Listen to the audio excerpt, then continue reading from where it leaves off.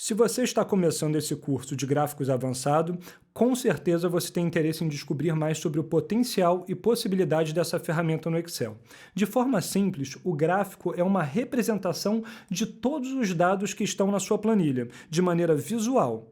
Mas você deve estar se perguntando por que isso é importante para você. Principalmente porque você consegue organizar as informações da sua planilha de uma maneira mais fácil de se entender. Por exemplo, olhando os dados dessa planilha, você consegue me dizer rapidamente qual loja tem a pior tendência? Qual que teve o melhor mês e qual que teve o pior mês? Com certeza, se você olhar dado a dado, você vai conseguir me responder.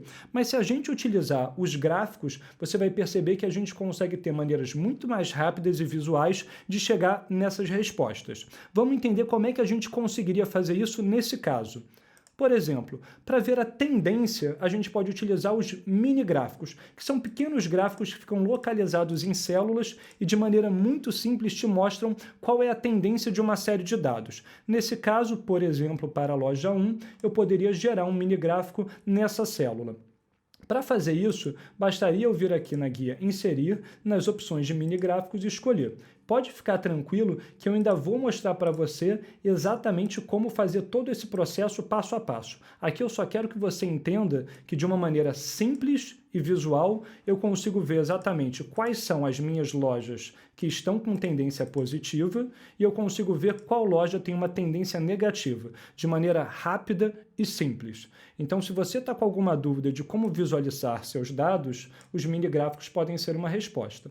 Uma outra resposta simples, que já mostrou para a gente qual loja tem a pior tendência, que é a loja 4, seria ter a resposta de qual loja teve o melhor mês ou o pior mês. E a gente conseguiria fazer isso, por exemplo, visualizando todos os dados dessa tabela em um gráfico de coluna.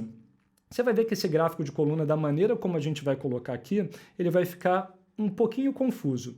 E é por isso que também é importante a gente entender como alterar os tipos de gráfico para ter gráficos mais limpos, mais bonitos, mais fáceis de se entender. Nesse caso agora a gente tem todos os meses, então a gente consegue ver que o nosso melhor mês foi o mês de dezembro ou o mês de novembro, né? Então visualmente a gente consegue ter essa informação, a gente poderia ter até mais informações aqui se a gente quisesse, né? Também de maneira rápida e fácil, e além disso, a gente consegue ver só com esses rótulos de dados quem teve o melhor mês.